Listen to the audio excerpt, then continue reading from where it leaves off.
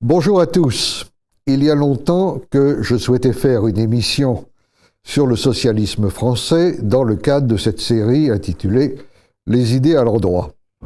Et on va commencer d'aborder le sujet avec un personnage incontournable, énorme, assez prodigieux dans l'histoire des idées. Il s'agit de Proudhon, Pierre-Joseph Proudhon. Alors, je parlais du socialisme français, j'entendais là le socialisme des origines, celui des débuts du mouvement ouvrier, qui, il faut bien le dire, n'a plus grand rapport avec ce qu'on appelle socialisme aujourd'hui. Il se trouve que Proudhon, qui est né en 1809, appartient véritablement à cette catégorie des précurseurs. C'est un des tout premiers grands théoriciens du socialisme. Il est de la génération de Charles Fourier, de Pierre Leroux, d'Auguste Blanquis, et donc il vient tout à fait avant des gens comme Georges Sorel, Benoît Malon, Jules Guesde ou bien d'autres. Il est mort en 1865, c'est-à-dire avant même la Commune de Paris, et toute sa vie s'est confondue avec l'histoire de ce socialisme naissant. Il est, je dirais, pour résumer trois choses, le penseur d'un socialisme libertaire non étatique, un théoricien de l'anarchisme et un partisan du fédéralisme, du communalisme, du mutualisme, toutes choses qui expliquent une postérité très riche et très variée. Alors, pour en parler, nous avons d'abord le grand plaisir de recevoir sur ce plateau l'essayiste et philosophe Michel Onfray. Michel Onfray, merci d'être là. On ne va pas vous présenter de long en large, je crois que ce n'est plus nécessaire.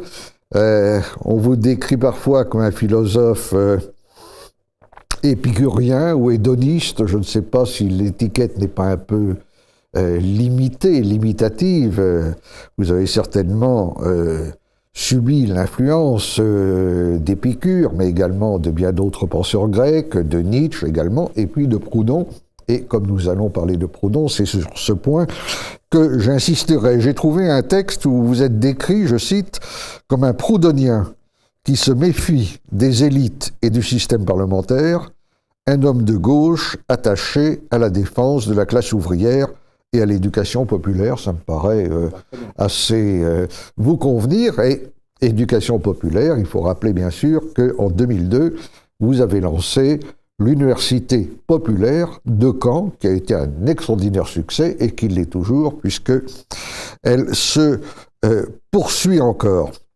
Vous avez par ailleurs une œuvre considérable, énorme, il faut bien le dire, plus d'une centaine d'ouvrages parus depuis 1989.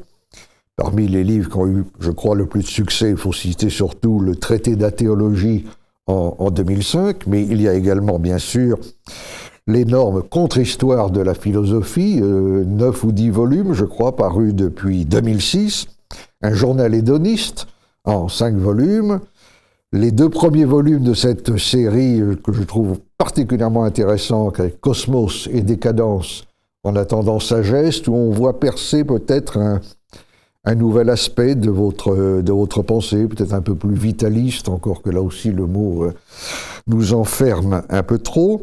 Et puis, nous sommes en 2016, 3 livres depuis le début de l'année, Penser l'islam, Le miroir aux alouettes, sous-titré Principe d'athéisme social, et La force du sexe faible. Et puis, pour parler toujours de Proudhon, Thibaut Isabelle.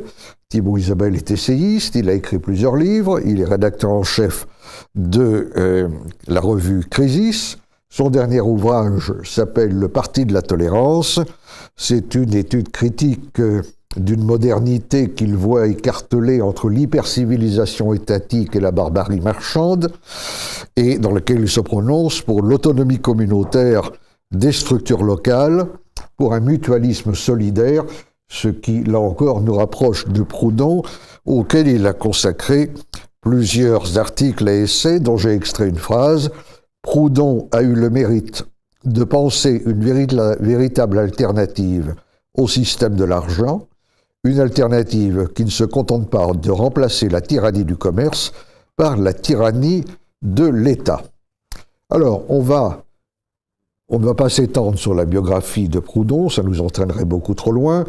2-3 repères simplement. C'est un homme originaire de Franche-Comté qui vient d'une famille de souche paysanne et ouvrière, ce qui est d'ailleurs, je crois, également votre cas, Michel Onfray. Son père était tonnelier, sa mère était cuisinière, il est allé à l'école, il a même appris l'hébreu, le latin et le grec, parce qu'à cette époque-là, on apprenait à l'école l'hébreu, le latin et le grec, ce qui nous fait un peu étrange aujourd'hui. Il a été professionnellement d'abord ouvrier typographe, puis correcteur, et puis il s'est lancé dans son œuvre d'homme politique et de théoricien. Il a vécu d'abord à Lyon, ensuite il s'est installé à Paris, il a participé à la Révolution de 1848, il a été élu député de la Seine, il a fait plusieurs années de prison en raison de ses pensées et de ses écrits. Il a été exilé à Bruxelles de 1858 à 1862 et sur sa vie elle-même, nous n'irons pas plus loin. Alors, je voudrais me tourner d'abord vers Michel Onfray pour lui demander un peu comment est-ce qu'il a rencontré Proudhon, comment ça s'est fait, qu'est-ce que ça a éveillé ou réveillé chez lui, et quels sont les aspects de Proudhon qui finalement vous ont paru les plus intéressants et peut-être aussi les plus actuels. Oui, j'avais 15 ans, je crois, et on est très sérieux quand on a 15 ans, et j'avais un coiffeur dans mon village qui était un homme important pour moi. On y trouvait des lectures intéressantes, il y avait la presse, à l'époque où le Nouvel Observateur était de gauche, il y avait aussi La Gueule ouverte, Charlie Hebdo, Harakiri, Le Canard enchaîné. Et puis, j'avais une sensibilité populaire, on dira. J'avais envie de faire quelque chose pour le peuple. Mon père était ouvrier agricole, donc comme vous l'avez dit, et ma mère femme de ménage. Et je voyais l'exploitation. Pour moi, l'exploitation, c'était pas un concept, c'était une vérité. C'était une humiliation, c'était une dignité qu'on ne donnait pas aux gens qui travaillaient dur. Et j'avais envie d'être de gauche, du côté de la générosité, de la fraternité, de la communauté. Et je me cherchais à cette époque-là. Donc évidemment, la gauche à laquelle on songe, c'est soit le Parti socialiste, qui n'était pas très excitant dans les années 70 quand on est jeune, et puis il y avait le Parti communiste qui pouvait être un peu plus excitant, mais j'avais une ancienne institutrice qui, elle, était communiste, que je suis allé voir, qui a commencé à me donner les brochures du parti, et j'ai vu que c'était quand même très pro-soviétique, tout ça, et que je ne pouvais pas souscrire à ça. On ne peut pas inviter à certaines libertés et en détruire d'autres sous prétexte qu'il faudrait en finir avec les libertés bourgeoises, et donc ça n'a pas marché. Après ça, ce coiffeur avait une revue qui s'appelait Noir et Rouge, une vieille revue anarchiste, oui. Et il m'a dit « lis ça, tu verras », et j'ai découvert le beau mot d'anarchie. J'ai découvert aussi que c'était un archipel, c'est-à-dire il y avait tout et le contraire de tout. On pouvait aussi bien être un individualiste anarchiste avec Stirner qu'une espèce de communiste avec Bakounine ou Kropotkin, mais qu'en même temps il y avait une anarchie française dont on parlait assez peu, les Jean Grave par exemple, les Sébastien Faure, et puis Proudhon. Et je suis tombé sur Qu'est-ce que la propriété, que j'ai lu, sans forcément tout comprendre. C'est pas facile de comprendre ce texte qui est faussement simple. Mais il m'est apparu quand même assez vite et de manière presque instinctive qu'il y avait une pensée qui n'était pas purement conceptuelle. Il y a chez Marx une pensée conceptuelle, on sent le poids de Hegel. Il n'y a pas ça chez Proudhon. Il y a un désir d'être empirique, d'être concret, d'être près des gens et peut-être plus éloigné du concept. Je ne comprenais pas tout ça, mais je le sentais. Donc j'ai lu Proudhon à cette époque-là, je me suis dit, mais cette anarchie me plaît. Elle est concrète. Elle est idéale sans être idéaliste. Elle propose effectivement la mutualisation, la coopération, la fédération. Et je me suis senti anarchiste, mais j'ai voulu être anarchiste avec l'anarchie aussi. Je me dis, on ne peut pas être anarchiste en allant chercher dans les livres anarchistes ce qu'il faut penser sur, par exemple, la question d'Internet ou la question du transhumanisme, parce qu'évidemment, ces questions-là ne sont pas abordées. Donc c'est une sensibilité qui m'a plu, et quand j'ai lu Proudhon, je m'y suis un peu plus perdu, parce que c'est une pensée qui est très biographique, donc il y a des moments qui répondent à des instants très précis dans sa vie. Et puis quand on comprend que c'est une pensée biographique comme toutes les pensées, c'est ce que dit Nietzsche, une œuvre c'est une autobiographie, c'est une confession, on voit bien qu'il n'y a pas de contradiction mais des évolutions, et entre qu'est-ce que la propriété qui m'avait emballé et la théorie de la propriété, livre ultime, on prétend qu'il y a des contradictions. Moi, je ne crois pas. Et je vous ai entendu souligner l'aspect anti-étatiste. C'est vrai, comme vous le savez, mais c'est pas toujours vrai. C'est-à-dire qu'il y a un dernier Proudhon qui nous dit que l'État peut être une garantie de la fédération. Et ça m'intéresse, cette idée que l'État n'est pas une idée, du genre l'État c'est toujours méchant ou l'État c'est toujours bon, mais l'État c'est un instrument et on peut lui faire un certain nombre de choses. Soit on peut faire de telle sorte qu'il exploite les ouvriers et le prolétariat, la fameuse aubaine dont il fait l'analyse, soit ça peut être aussi la garantie des fédérations et de la mutualisation, et cet État-là, moi j'y souscris parce que je pense que ce dernier Proudhon a affiné un certain nombre de concepts tout au long de son existence, et on voit bien qu'il meurt très tôt, que sa pensée était en route, qu'elle était dynamique et en mouvement, parce qu'elle pensait le réel, alors que Marx a moins le souci du réel que des idées qui permettent de dire le réel. Alors, effectivement, il a beaucoup affiné. En tant que théoricien de l'anarchie, il a donné une définition lapidaire, évidemment, de l'anarchie, qui est intéressante. L'anarchie, c'est l'ordre sans le pouvoir. Alors, est-ce qu'il peut y avoir de l'ordre sans pouvoir? Ça, c'est une question, évidemment, dont on peut débattre. Il écrit ça, je crois, en 1849. Il est encore assez jeune. Il a par ailleurs été un ami intime de Bakounine. En revanche, son sentiment libertaire est totalement opposé, à bien des égards, en tout cas, à l'individualisme de Max Stirner, oui, par exemple. Petit bourgeois, selon son expression. Oui, tout à fait. Tout à fait. Alors, vous parliez de sa théorie de la propriété. C'est là où on trouve la fameuse formule tout le temps cité à tort et à travers. Absolument. La propriété, c'est le vol. Il faut rappeler d'abord que c'est un écrit de jeunesse. Je crois que c'est, sinon son premier livre, ou un de ses tout premiers écrits. Et d'autre part, que cette formule, il l'a expliquée à cette époque-là, et il l'a remis dans une autre perspective par la suite avec sa théorie de la propriété. Oui, c'est un tweet, la propriété c'est le vol. C'est-à-dire que par définition, c'est un malentendu. On sort cette phrase-là et on a l'impression que toute propriété a été une spoliation et que c'est ainsi point la ligne. C'est pas ça, c'est beaucoup plus subtil. Il parle de l'aubaine en nous expliquant que quand il a fallu ériger l'obélisque, il a fallu demander à 200 personnes qu'elles travaillent pendant 1 heure. Et que si on avait demandé à une personne qu'elle travaille pendant 200 heures, on n'aurait jamais pu mettre l'obélisque debout. Et il dit, voilà, cette force de travail, elle n'est jamais payée. En tant qu'elle n'est jamais payée à l'ouvrier, eh bien, il y a une aubaine qui rend possible la propriété. En ce sens, la propriété, c'est le vol. Et ça n'empêche qu'on peut avoir son petit jardin, sa petite maison, son petit bien personnel, et il fait l'éloge en même temps de la propriété privée, on estime. Il est très anticommuniste pour lui. Et il estime que la propriété privée, c'est la garantie de toute liberté. Et en ce sens, il a raison. Donc on peut dire, comme dans Qu'est-ce que la propriété c'est le vol, parce qu'on l'explique à partir de l'aubaine en disant voilà comment on crée de l'argent et des richesses qui ne sont pas distribuées à ceux qui les créent. Et ça, c'est ce qui définit effectivement le vol. Et puis en même temps, à la fin, dire de l'État qu'il peut être possible comme une garantie justement que l'aubaine ne sera pas confisquée par les propriétaires. Donc il y a une cohérence. Simplement, il faut mettre en cohérence et cesser de penser par tweet. Je pense effectivement que la propriété c'est le vol, c'est mal compris parce que c'est très bien expliqué chez Proudhon. Non, mais vous avez raison d'inciter sur ce point. C'est une idée qui est très forte chez Proudhon à ce moment-là, l'idée que le travail qui est fait collectivement, on produit plus collectivement qu'on le produit individuellement. Or, le salaire est rétribué sur une base individuelle, et par conséquent, le patron, l'exploitant, s'approprie indûment il s'approprie un surplus de valeur. Ce surplus de valeur produit collectivement, et c'est là que réside le fameux vol, n'est-ce pas? Thibaut Isabelle, c'est le Proudhon anarchiste qui vous a séduit, ou c'est plutôt le Proudhon communaliste et fédéraliste, qui ne sont d'ailleurs pas du tout incompatibles, bien entendu? À vrai dire, dans un premier temps, c'était plutôt le Proudhon anarchiste. Proudhon n'est pas le premier auteur anarchiste que j'ai lu. J'avais d'abord lu Bakounine, qui était le premier auteur à m'avoir vraiment séduit dans cette nébuleuse que constitue l'anarchisme.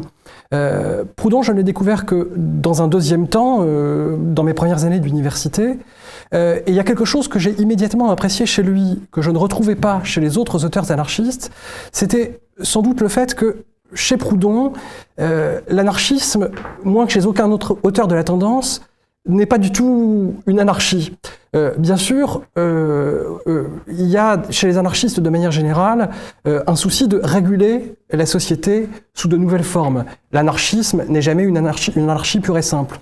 Mais chez Proudhon, ça tournait véritablement à l'obsession. Il y a une autre formule qui lui sert à définir l'anarchisme. Il dit l'anarchisme, c'est l'amour de l'ordre.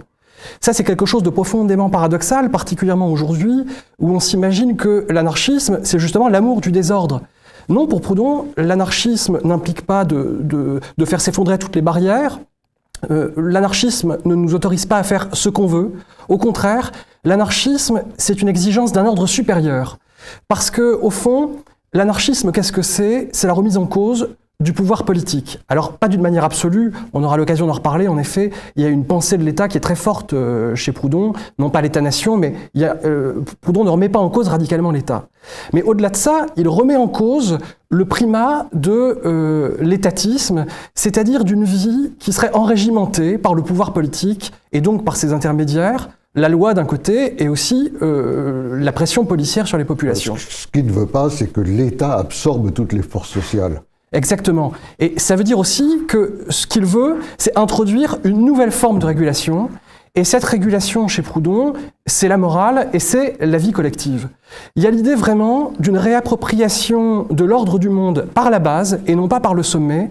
Et donc ça, c'est l'idée que c'est le peuple, les personnes et les communautés qui doivent faire en sorte de faire valoir un ordre social. Et cet ordre ne doit pas venir de l'État et de sa police. C'est le souci de faire en sorte que les populations prennent elles-mêmes directement leur destin en main. Ça, c'est quelque chose qui est très présent chez Proudhon, plus encore, je pense, que chez la plupart des autres auteurs anarchistes. Et c'est ça, fondamentalement, qui m'a séduit chez lui, ce sens de la responsabilité et cette haine de l'infantilisation. Proudhon ne veut pas qu'on infantilise les individus, il ne veut pas qu'on infantilise les communautés, il veut que les individus et les communautés puissent faire valoir par elles-mêmes leur souci de l'ordre. Et ça, c'est l'exigence ultime. C'est-à-dire qu'il a un souci extrêmement fort du commun. Alors, parfois, il a des mots très durs vis-à-vis du politique, en général, mais il ne perd jamais de vue qu'au fond, la base du politique, c'est le commun. Et que ce que devrait être le vrai rôle du politique, c'est de produire du commun. En même temps, il est très, très réticent vis-à-vis du parlementarisme, parfois même du suffrage universel, dont il voit bien qu'il ne dit pas encore élection piège à con, mais il y a un petit peu de ça. J'ai relevé une phrase de lui qui est amusante, c'est dans les Confessions d'un révolutionnaire en 1849. La phrase est drôle parce qu'évidemment elle a une résonance assez actuelle.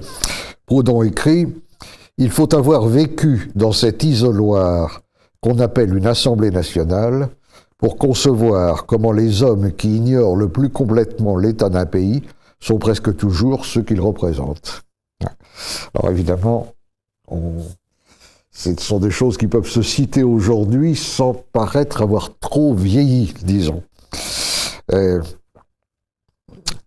Mais il y a aussi quelque chose qu'il faut peut-être évoquer à propos de Proudhon, c'est son projet de banque du peuple, qui a été une des aventures de sa vie. C'est en 1848, là au moment de la révolution de 1848.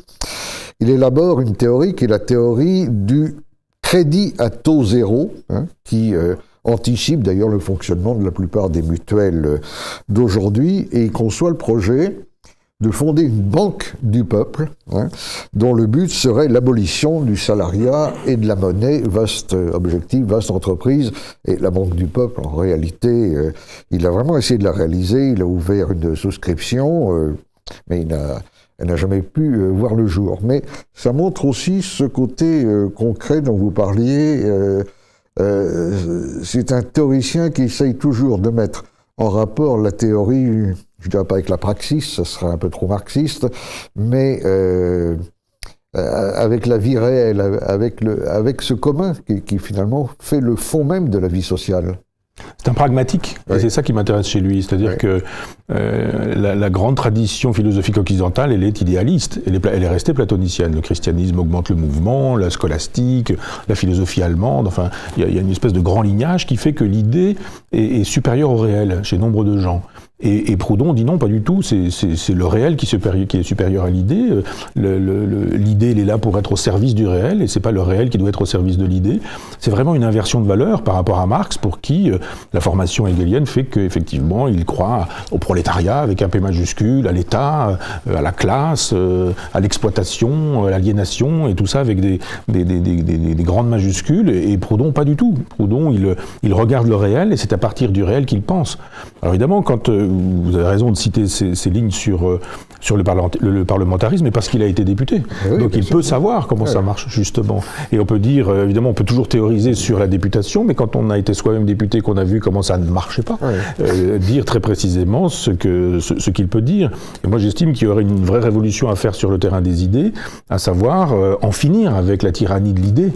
Qui est allé jusque chez les structuralistes. Chez Foucault, il n'y a pas de fou, il n'y a que l'archive qui dit la folie, comme si la vérité de la folie était dans l'archive qui l'a dit, beaucoup plus que dans les fous en tant que tels. C'est la question sur laquelle vous avez travaillé, du nominalisme et du réalisme. Je crois qu'on est sur une grande tradition réaliste, c'est le paradoxe du mot réaliste, puisque les réalistes pensent que seule l'idée est vraie. Et il y a chez les marxistes cette idée que le prolétariat, ce serait une majuscule, ce serait une idole majuscule. Il y a chez Proudhon exactement l'inverse, c'est un nominaliste, il pense qu'il n'y a pas un prolétariat, mais qu'il y a des ouvriers. Et voilà pourquoi il en a le souci. D'ailleurs, quand il théorise l'aubaine, ça deviendra la plus-value ensuite. C'est pas un nominaliste intégral, d'ailleurs, parce que les nominalistes niaient tout ce qui allait au-delà de l'être singulier. Ils ne conçoivent pas le prolétariat avec un P majuscule comme la Tour Eiffel, mais ils croient quand même à la réalité que le peuple. Oui, mais ça c'est la scolastique, enfin, c'est la définition scolastique et médiévale du nominalisme. Alors c'est sûr qu'en ce sens il ne l'est pas, mais dans la grande tradition, parce que moi je pense que du début jusqu'à la fin, avant même que les mots n'existent, il y a des nominalistes et des réalistes, et que même encore aujourd'hui. Et c'est ça l'intérêt chez Proudhon et l'intérêt de Proudhon, l'intérêt qu'on peut avoir à Proudhon, c'est une pensée tout le temps dynamique, dialectique, même s'il ne comprend pas la dialectique de Hegel, qu'on lui explique et à laquelle il résiste, je comprends, parce que lui, il a la dialectique du réel, et il n'a pas la dialectique de l'idée. La dialectique de l'idée qu'il y aurait la thèse, l'antithèse, la synthèse, ce genre de choses, ça ne marche pas. Le système des contradictions économiques, ça ne marche pas non plus. Il s'essaie à ça, mais il voit bien que ça ne marche pas. Ça donnera par la suite philosophie de la misère, misère de la philosophie, ce truc terrible qui fait qu'effectivement on a l'impression que Marx a gagné et que Proudhon a perdu. Moi je ne crois pas, il faut lire ces deux textes-là et voir que Marx a triomphé dans l'ironie, dans le sarcasme, mais sûrement pas dans les idées, parce qu'il reste un penseur pragmatique dont nous avons besoin. Quand je disais tout à l'heure que l'anarchie ne répond pas aux questions d'aujourd'hui, c'est vrai et c'est faux, parce que par exemple il réfléchit sur la question du droit d'auteur. Il réfléchit sur la question de l'art avec Courbet. On peut très bien imaginer que les pensées, et je le crois, que les pensées de Proudhon restent efficaces sur la question du droit d'auteur avec Internet, ou sur la question de la fonction de l'art avec l'art qu'on dit contemporain. Faut revenir un instant sur les rapports de Marx et de Proudhon. Les deux hommes se sont connus. Ils se sont rencontrés à Paris en 1844 ou 45. Et dans un premier temps, Karl Marx a écrit des choses très élogieuses sur Proudhon. Il le voyait comme un théoricien scientifique des aspirations du prolétariat. Et puis ils se sont brouillés très vite. Il faut dire que Proudhon avait refusé d'être en quelque sorte le correspondant attitré de Marx à Paris. Il voulait garder sa liberté de jugement. Il avait dit moi je veux bien rester en contact avec vous, mais je ne suis pas un dogmatique, n'est-ce pas, ce qui n'avait pas tellement plu à Marx. Cela dit, moi j'ai relu récemment les deux textes, Philosophie de la misère et Misère de la philosophie. Bon, Marx est très doué dans le sarcasme, comme vous l'avez dit, et le pauvre Proudhon, d'ailleurs, qui a préféré ne pas répondre que relancer la polémique. Cela dit, je vais me faire un peu l'avocat du diable. Il y a quelques arguments chez Marx qui me paraissent pas tout à fait faux. Lorsque Marx dit que Proudhon a un peu tendance à confondre la valeur d'usage et la valeur d'échange dans ce qu'il appelle la valeur constituée, c'est l'expression de Proudhon, peut-être pas totalement faux. Sa théorie de la valeur, je pense que la théorie de la valeur de Marx est une des choses quand même les plus intéressantes chez cet auteur. Et puis il y a le grand reproche aux yeux de Marx, Proudhon est quand même un peu trop réformiste. Hein. Il rêve d'harmonie. Et l'harmonie, Marx n'aime pas beaucoup ça, c'est un dialecticien formé à l'école hegelienne, même s'il a voulu le remettre sur ses pieds, comme il le dit. Et l'harmonie, ça évoque pour lui la collaboration de classe. Hein. Donc, c'est pas entièrement faux. Vous croyez pas que dans la... même si on enlève la part du sarcasme et de la mauvaise foi. Hein, Oui, mais Marx ne sait pas lire autrui sans le rapporter à lui-même. Oui. C'est-à-dire que dans la mesure où Proudhon n'est pas marxiste, ça ne va pas. Et quand vous dites effectivement qu'à un moment donné, il lui propose d'être le correspondant, il demande à Proudhon d'être marxiste. Évidemment, ça ne peut pas marcher. Donc en ce sens, il faut accepter que valeur d'usage, valeur d'échange chez Marx, ce soit une analyse, mais que ce ne soit pas le fin mot de cette analyse sur ce sujet-là, et que Proudhon puisse en avoir une autre, que j'estime tout aussi valable. Je trouve que les deux, d'ailleurs, ne s'excluent pas. Pour le reste, je pense que ce qui les distingue vraiment, c'est le statut de la violence. Il y a alors pour le coup j'associerais Marx et Engels, parce que c'est beaucoup Engels qui a travaillé sur la question de la violence, mais il y a une légitimation de la violence chez Marx. Elle est très claire, c'est-à-dire cette idée que la violence permettrait d'accoucher l'histoire, et qu'il n'y aurait que d'accouchement dans la violence, ou de l'accouchement que dans la violence. Donc il faut justifier la violence, la brutalité, le meurtre, le crime, l'expropriation, elle se fait brutalement, et on doit pouvoir justifier quelques morts, c'est ainsi. Il y a des textes de Marx qui sont terribles et qui justifient le recours à la violence. C'est pas du tout le cas chez Proudhon, qui estime qu'on doit pouvoir faire la révolution par l'économie, en disant mais il suffit juste de modifier les rapports économiques, en estimant que par exemple on fait l'économie du capital, du capitalisme, ou de la modalité d'exploitation, de production autrement, la mutualisation, la fédération, la coopération, etc. Il dit mais c'est extrêmement simple. Demain matin, on peut faire la révolution, même à l'instant, si on le souhaite, sans faire couler le sang. Et ça change tout, me semble-t-il. Est-ce qu'en même temps, c'est pas un peu naïf? Parce que il a les solutions, et il suffirait de mettre en œuvre les solutions. Oui, mais ceux qu'il critique ne vont pas forcément se laisser faire. Écoutez, si on peut parler un peu d'aujourd'hui, je pense que le capital se moque éperdument des Mélenchon, du Parti communiste ou du nouveau parti anticapitaliste, parce que ce sont des espèces de verbigérations révolutionnaires qui de toute façon ne produiront aucun effet. Alors qu'ils voient d'un mauvais œil le fait qu'éventuellement on puisse du jour au lendemain cesser de consommer leurs produits. Ouais.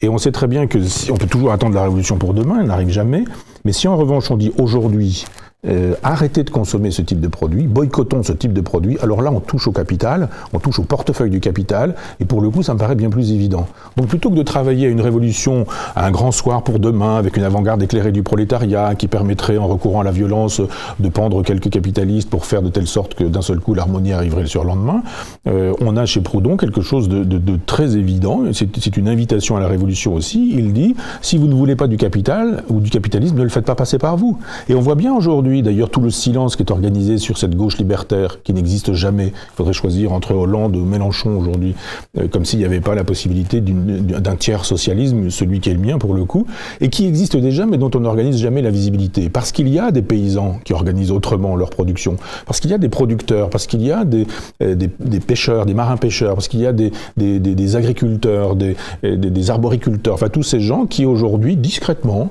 produisent ensemble, sont dans la mutualisation, dans la coopération, etc., échappent au capitalisme dans sa violence et dans sa brutalité. Et moi j'estime que l'éducation populaire qui doit rendre possible un jour le comportement révolutionnaire, sans le sang, faisant l'économie de la violence, c'est quelque chose à quoi je crois. Puisque vous parliez tout à l'heure de l'éducation populaire à laquelle je croyais, et à laquelle je crois, je pense que si effectivement on dit qu'une révolution est possible par le comportement, faire la révolution sans prendre le pouvoir, selon l'expression d'un chercheur, d'un auteur mexicain, Holloway.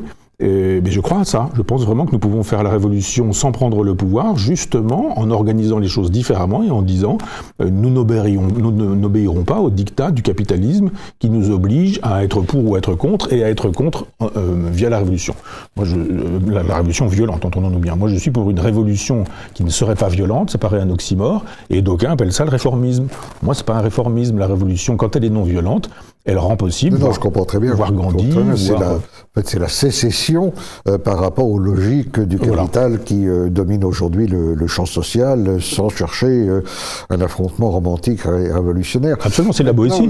C'est le principe de la Boétie, soyez irrésolu de ne plus servir. Le débat autour de la violence, d'ailleurs, j'y pense par association d'idées, se complique encore si on lit Georges Sorel, les fameuses réflexions sur la violence, parce que c'est très curieux. Il y a incontestablement chez Sorel une justification de la violence, mais en même temps, pour lui, la violence c'est toujours du côté du peuple, et c'est pour cela qu'elle est bonne, tandis que la violence étatique, il l'appelle la force, elle est condamnable. Et en même temps, il y a des pages absolument très sévères de Georges Sorel sur la violence révolutionnaire, qu'il condamne absolument. Il prend l'exemple des massacres de 1792-93, il attaque très violemment Robespierre.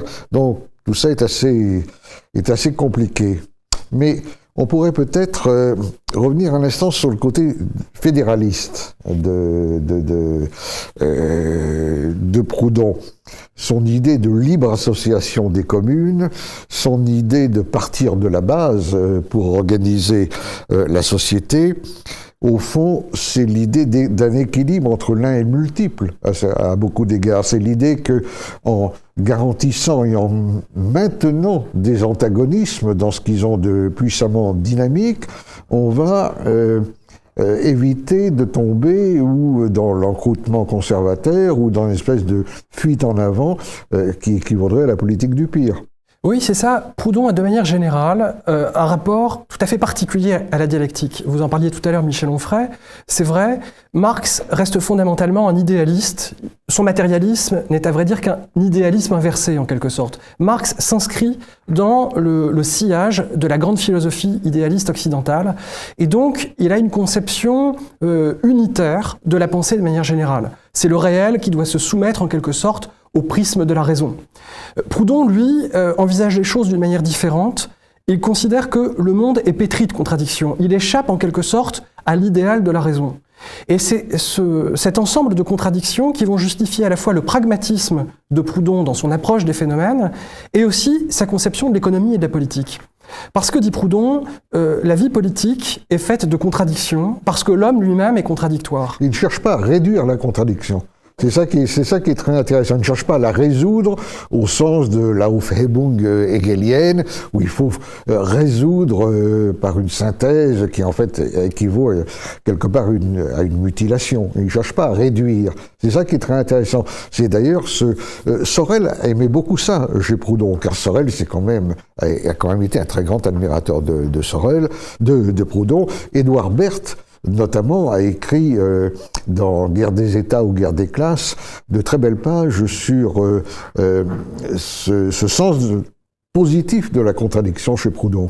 Là où Marx cherche un dépassement des contradictions, Proudhon, lui, cherche simplement à les équilibrer. Il veut faire en sorte que ces contradictions, qui sont irréductibles, parce qu'elles font partie de la vie, elles font partie de l'homme, elles font partie de la société, ces contradictions, on doit faire en sorte qu'elles puissent peser d'une manière équitable dans la balance, pour que la vie de la société soit harmonieuse. En fait, je pense fondamentalement que là où Marx est un idéaliste ou un post-idéaliste derrière son matérialisme, en fait, Proudhon, lui, renoue avec les sagesses de l'Antiquité, de la haute Antiquité, c'est-à-dire avec un pragmatisme qu'on pourrait qualifier de païen ou d'héraclitéen, parce que chez Héraclite, les oppositions ne peuvent pas se résoudre. Chez Héraclite, les oppositions font partie de la vie. Et donc, à partir de là, on doit viser non pas un idéal de dépassement par la raison ou par l'État, on doit viser un idéal d'harmonie. L'harmonie est au cœur de toutes les pensées antiques. Alors oui, cela peut paraître idéaliste ou naïf à certains, parce que nous sommes habitués à penser selon le prisme rationaliste de Marx et de l'idéalisme occidental. Mais en vérité, je pense que c'est une prise en compte tout à fait lucide de la réalité de ce que nous sommes. Proudhon envisage en fait la vie politique et la vie économique comme un travail de civilisation. Pour pouvoir changer les choses, il faut d'abord que les gens eux-mêmes se transforment de l'intérieur. Et en matière de politique, c'est un très bon exemple parce que, au fond, sur quoi va déboucher le marxisme ? Ça va déboucher assez rapidement sur le culte de l'État. Alors on peut discuter de la place de l'État dans la pensée de Marx. Marx attend un dépassement final de l'État. Bon, il n'empêche que dans un premier temps, Marx accepte l'idée d'un État de transition et d'un État fort pour faire en sorte d'assurer les transformations politiques et économiques. Proudhon, lui, pense que ces transformations ne peuvent pas transiter par le sommet, par l'État, elles doivent être prises en charge par les citoyens. Mais d'un autre côté, Proudhon reconnaît aussi que les hommes, s'ils ont besoin d'indépendance, de responsabilité, de liberté, ont besoin aussi d'unité. Ils ont un esprit solidaire qui fait qu'ils ne peuvent pas vivre comme des atomes séparés les uns des autres. Donc il faut à la fois combiner la liberté, ça implique en effet l'anarchie, le communalisme, le localisme, mais il faut aussi faire en sorte de tisser des liens entre les hommes. Dans le domaine économique, ça va transiter par le mutualisme, mais dans le domaine politique, ça va transiter par le fédéralisme. Le fédéralisme, qu'est-ce que c'est ? C'est l'indépendance des communes locales, fédérées entre elles par des alliances qui engendrent une fédération. Donc au lieu de concevoir l'État comme une machine qui irait du sommet vers la base, on conçoit l'État comme une vie organique qui irait de la base vers le sommet. Et ça permet donc à Proudhon, tout en restant dans la tradition anarchiste, de réintroduire une idée de l'État, mais conçue selon des bases différentes, selon des bases qu'on peut presque qualifier de vitalistes, comme était vitaliste la philosophie de l'Antiquité, à laquelle Proudhon puisait abondamment en réalité. Son fédéralisme est aussi une puissante protestation contre l'esprit jacobinisme, et contre la centralisation, dont il voit très bien d'ailleurs qu'elle n'est pas un phénomène récent, que la Révolution notamment n'a fait que prolonger en la radicalisant une entreprise qui était déjà à l'œuvre dans l'Ancien Régime, qui allait vers la centralisation. Le livre qu'il publie, c'est en 1858 et qui fait 1600 pages, livre énorme, de la justice dans la Révolution et dans l'Église, est une protestation, mais alors là, systématique contre toutes les formes de centralisation. Et oui, parce que la centralisation, c'est précisément ce qui fait horreur à Proudhon dans la pensée de Marx. Marx voulait absolument, par exemple, unifier le socialisme. C'est lui qui voulait une internationale, c'est lui qui voulait des correspondants étrangers, au fond, à sa botte, parce qu'il voulait une doctrine unitaire. Proudhon, lui, est plutôt partisan d'une multiplication des points de vue. Pour Proudhon, le socialisme aurait dû rester une nébuleuse, c'est-à-dire quelque chose d'informel, quelque chose un courant dans lequel on peut s'enrichir de la diversité. Et ce qui est vrai au niveau idéologique est vrai aussi bien sûr au niveau politique. Il y a eu un phénomène d'uniformisation à l'œuvre tout au long de la modernité. Proudhon n'appelait pas encore ça la modernité parce que le terme n'était pas encore à la mode, mais c'est bien de ça qu'il s'agissait. Proudhon, lui, était d'une certaine façon nostalgique de cette effervescence qu'on pouvait encore connaître dans les sociétés traditionnelles, qui faisait que la vie locale permettait à la singularité de s'exprimer. Et à mesure que la vie s'est modernisée, à mesure que l'État jacobin s'est renforcé, on a forcément vu s'anesthésier en quelque sorte les initiatives locales qui permettaient cette singularisation. Et le lien social se dissoudre, évidemment. Bien sûr, puisque le lien social est fait d'une vie organique. Or, l'État mécanise la vie. Proudhon résume un peu toutes ces idées dans son dernier livre de 1864, de la capacité des classes ouvrières, dans lequel il recommande aux classes ouvrières de créer leurs propres institutions, de constituer une démocratie ouvrière sur une base communaliste, de faire sécession par rapport aux institutions bourgeoises. C'est l'un de ses derniers textes, puisqu'il meurt l'année suivante, donc quelques années avant la Commune de Paris, qui va, il faut le rappeler, être profondément marqué par l'influence mutualiste, communaliste de Proudhon. Et je dois dire que quand on examine la postérité de Proudhon, d'abord, comme tous les grands auteurs, il a une postérité très, très contradictoire, c'est le cas de Hegel d'ailleurs. Mais son influence sur la commune, je crois, est quelque chose qui a été bien souligné par les historiens, mais dont les gens n'ont pas toujours une pleine conscience.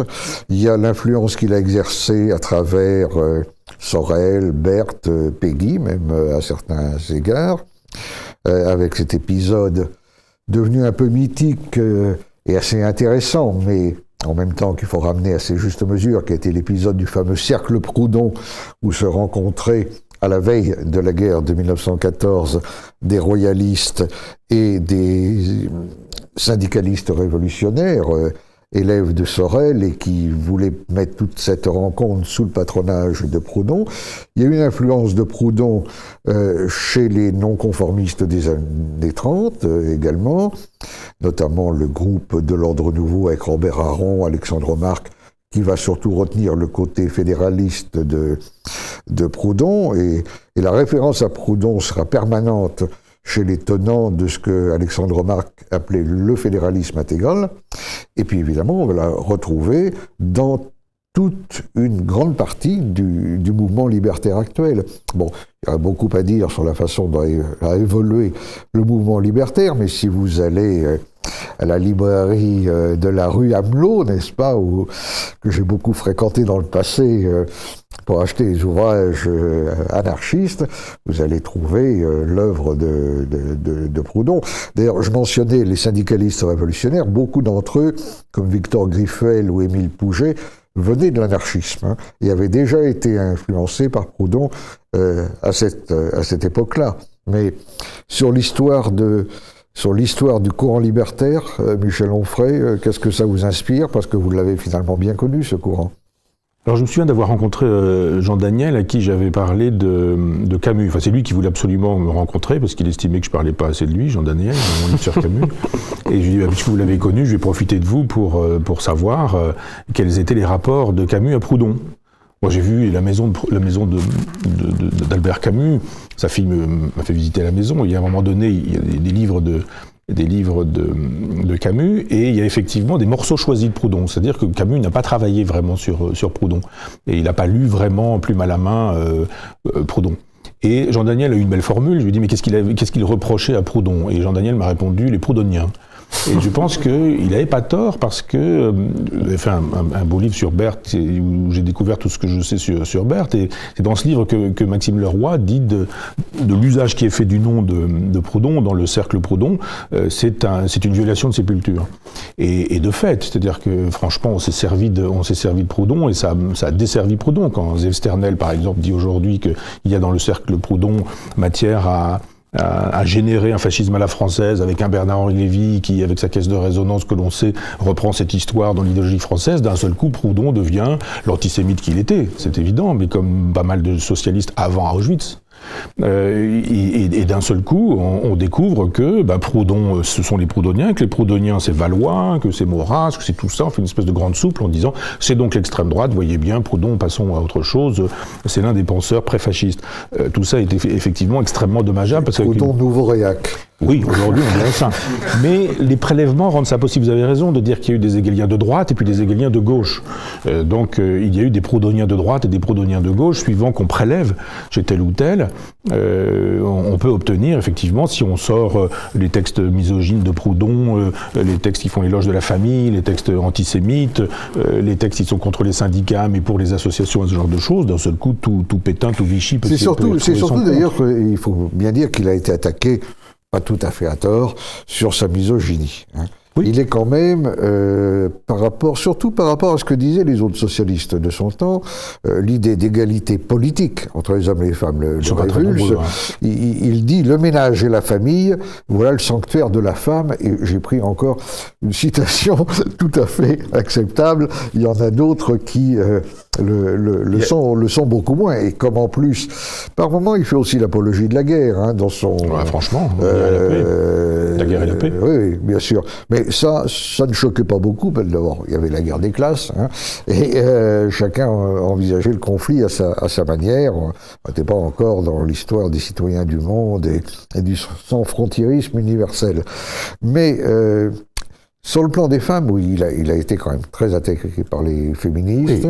Oui, mais enfin, à mon avis, à juste titre, car il allait quand même assez loin. Il ne faut pas faire d'anachronisme, il ne faut pas lire Proudhon après qu'on ait lu Simone de Beauvoir, parce que, effectivement... Il vient avant Simone de Beauvoir, mais il vient quand même après Olympe de Gouges, à qui vous avez rendu hommage dans votre dernier ouvrage. Oui, mais là, pour le coup, on parle des femmes. Oui. Quand les femmes parlent des femmes, elles disent moins de sottises que quand les hommes parlent des femmes. Et quand les hommes parlent des femmes au XIXe siècle, ils ne sont pas très nombreux à dire des choses intelligentes. Et vous parliez du féminisme, il n'y a pas de féminisme chez les anarchistes. Le féminisme, on le retrouve presque exclusivement chez Fourier. qui a une conception des femmes qui est extraordinaire, enfin une espèce d'égalitarisme sexuel, libidinal. Fourier est grand sur ce terrain-là. Mais les autres, l'idée qu'une femme puisse être un citoyen comme les autres, je dirais, ça c'est pas une idée qu'on trouve dans le socialisme du 19e siècle, donc on ne la trouve pas chez Proudhon. Ça ne veut pas dire que Proudhon n'est pas coupable, c'est la même chose avec l'antisémitisme. C'est-à-dire qu'il en a fait un cheval de bataille dans son livre sur la pornocratie. Oui. Vraiment, on sent que ça l'agite. Alors on l'a traité de foulée sexuelle, évidemment, les fémelins, oui. Daniel Guérin dit lui d'ailleurs que c'est un homosexuel refoulé. Dans son Proudhon oui et non, il y a un moment donné où il sort des lettres dans lesquelles il dit regardez, il a comme une fascination pour les beaux corps des jeunes ouvriers musclés, etc. Donc misogynie plus fascination pour le beau corps des ouvriers égale homosexuel refoulé. Oui. Pourquoi pas, mais ça aussi c'est une lecture, c'est la lecture de quelqu'un qui a lu Simone de Beauvoir ou c'est une lecture post-68arde. Si on veut lire dans le contexte du 19e siècle, effectivement, il n'était pas plus progressiste que nombre de ceux qui existaient à l'époque sur le terrain du féminisme. Mais évidemment, sur l'antisémitisme, c'est la même chose. Mais on trouve un antisémitisme terrible chez Marx aussi, et chez presque tous les socialistes qui estiment que l'argent, le capital, le capitalisme, tout ça, ça va de pair. C'est une idée fausse, évidemment, mais c'est une idée qu'on retrouve dans toute l'ultra-gauche d'aujourd'hui. Oui. Bon, tout ça nous montre que si l'on veut lire Proudhon, il faut le prendre en entier, et ne pas, on pourrait le dire à propos de beaucoup d'autres auteurs, vous savez mieux que personne, si je peux dire, à quel point on peut détruire en prenant une phrase, un mot, etc. D'où le danger, si je puis me permettre, d'où le danger des anthologies sur Proudhon. Bien sûr, parce qu'on se dit, voilà, une œuvre, Marcel Rivière, ça prend ça, c'est vraiment un maître de fort volume. Et effectivement, c'est beaucoup de travail de lire tout Proudhon. Donc on a plutôt tendance à dire, tiens, une anthologie, c'est bien. Or, les anthologies, elles sont orientées. On peut faire une anthologie d'un Proudhon libéral, on peut faire une anthologie d'un Proudhon antisémite ou pétiniste, ou etc. Moi j'ai un livre, j'ai oublié l'auteur, mais au Mercure de France, je me souviens, c'était Pierre-Joseph Proudhon, et en dessous, un socialiste national. Et au crayon à papier, le type il a fait un petit truc dans le genre un national-socialiste, quoi. Vous avez bien compris, j'espère. Donc effectivement, il y a eu ça aussi, misogynie, etc. Avec ce genre de méthode, on démontre n'importe quoi. C'est l'anachronisme qui est l'exacte contradiction de l'histoire des idées et de l'intelligence de l'esprit. Alors, il nous reste peu de temps. Je voudrais me tourner vers Olivier François, qui m'assiste traditionnellement dans ces émissions et qui joue un peu le rôle de Candide sur ce plateau. J'aimerais lui demander qu'il pose une question à chacun de nos deux invités, question qui leur a été suggérée par notre discussion. Alors, ce qui m'a intéressé notamment, c'est un propos de Michel Onfray sur justement la critique que Proudhon fait de l'obsession politique moderne. Au fond, plutôt que de cette révolution violente, l'obsession de la prise du pouvoir chez Lénine, il faut essayer de déserter en quelque sorte ce terrain politique pour créer des alternatives. Et ça me semble, et c'est d'ailleurs une question pour Michel Onfray, pour Thibaut Isabelle, ça me semble d'une grande qualité, d'une grande actualité en quelque sorte. On voit très bien Notre-Dame-des-Landes, fameuse ZAD avec tout ce qu'elles peuvent avoir d'ambigu et de critiquable, qui a un retour aussi peut-être d'une gauche proudhonienne aujourd'hui, à travers l'écologie, l'idée de décroissance et toutes ces alternatives-là. Qu'est-ce que vous en pensez ? Thibaut ? Oui, je pense que fondamentalement, la structure du monde d'aujourd'hui convient beaucoup mieux au proudhonisme qu'au marxisme. Marx, c'était vraiment un homme de la modernité, c'était les grands partis politiques, c'était la raison dans l'histoire. Avec Proudhon, on est sans doute beaucoup plus en phase avec la postmodernité, avec quelque chose de plus mouvant, de plus fluctuant, quelque chose de plus enraciné au sens de la base vers le sommet, encore une fois. Et oui, tous ces mouvements sont des mouvements liés à la spontanéité populaire, qui donc renouent avec l'idéal proudhonien. La différence, je trouve, c'est que ce qui nous manque certainement aujourd'hui, c'est d'une vision et d'un horizon. Proudhon articulait toujours cette idée de spontanéité vers un horizon final, vers un horizon commun, vers un monde commun, comme aurait dit Hannah Arendt. Toute la difficulté dans le monde d'aujourd'hui, c'est de réussir à restructurer la spontanéité populaire de manière à ce qu'elle trouve une forme et à ce qu'elle trouve une direction. Et je dirais que on rejoint cette définition de l'anarchisme proudhonien comme un ordre alternatif qui reposerait sur la morale individuelle ou communautaire plutôt que sur la politique, pour vraiment pouvoir faire en sorte que l'anarchisme contemporain, que la politique contemporaine réintroduise une nouvelle forme d'ordre dans la société. Alors il faut retrouver un sens du commun et un sens de la direction. Proudhon peut constituer un enseignant pour cela, parce qu'il a réussi à concilier les deux. La pensée libertaire actuelle est souvent très individualiste. Elle est axée sur un hédonisme qui en lui-même est très positif, mais qui peut très bien, surtout en contexte libéral, faire abstraction des devoirs, des liens qui nous unissent avec les autres. Le plaisir, c'est très bien si le plaisir lui-même s'inscrit dans un horizon de sens et dans un horizon de combat. Proudhon parvenait très bien à concilier les deux, et je crois que les nouvelles formes d'alternatives politiques, qui sont très proches de Proudhon à beaucoup d'égards, gagneraient à s'inspirer de cet aspect de sa pensée. Oui, je souscris à tout ça. Hein. Il y a eu un livre de Julliard qui faisait une histoire des gauches et qui effectivement disait qu'il y avait trois gauches et on marche juste sur j'allais dire sur deux jambes. Ceci dit, c'est ce qu'il faut faire. Je ne vois pas comment on pourrait marcher avec trois, mais avec cette idée qu'il y aurait une gauche réformiste du genre Hollande, etc., avec son aile gauche et son aile droite, mais cette gauche-là, et puis une autre qui serait une gauche révolutionnaire avec là encore une aile droite, une aile gauche, etc.